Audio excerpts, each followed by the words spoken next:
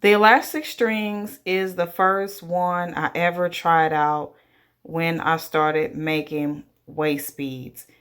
There are different sizes that fit different size beads. They're clean, hygienic. Dirt cannot stick to them. Some people do complain about them popping, but I've never had any one of them to pop off of me. They are perfect for people who want to take them on and off very easily. They will roll up when you lose weight. A lot of people like them simply because they're stretchable. I started out with these because I didn't know of anything else. I didn't know of any other strands.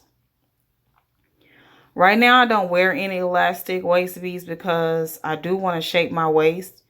And in order to do that, I need to wear the strings that don't stretch. So are they good to wear? Well, it just all depends on your preference.